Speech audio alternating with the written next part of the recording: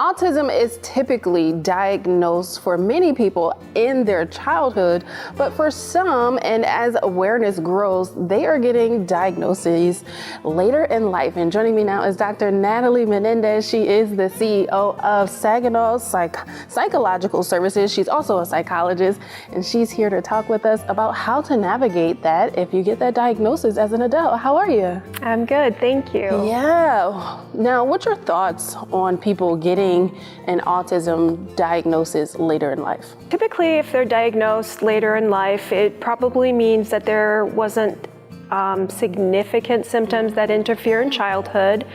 However, for some people, it has been a significant struggle throughout their life. They just didn't know what it was. I have found that many adults who get diagnosed get a sense of relief because they can now understand, they can look back on their life and understand more what happened in all these different frustrating situations for them. Yeah, that kind of leads into my next question. It's like, what are some of the signs that they happen to notice where it's like, okay, now it's clicking for them? I see adults coming in to be diagnosed because either their child or somebody else in their family was diagnosed, and they recognize symptoms in them as children as they see in their relative or a child they know. Typically in adulthood, symptoms that are still can be problematic for them because we have not constructed this world for people on the spectrum,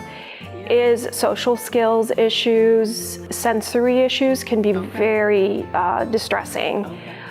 And in terms of social skills, one thing I hear often is, I don't understand why people get upset with me. But it's at the same time, it's like a person with a disability. It's like they are living their lives around other people who think it's not the norm. So how do they navigate that, once they finally get that diagnosis? For some people, the diagnosis is just understanding and being able to then move from there. For some people, it can be very helpful for them to enter therapy and target the particular issues that are causing them problems. And even for them having to deal with that, trying to get people to understand what is different about them. What happens as we get socialized, as we grow old and we have these symptoms of autism spectrum disorder, is we learn how to pass.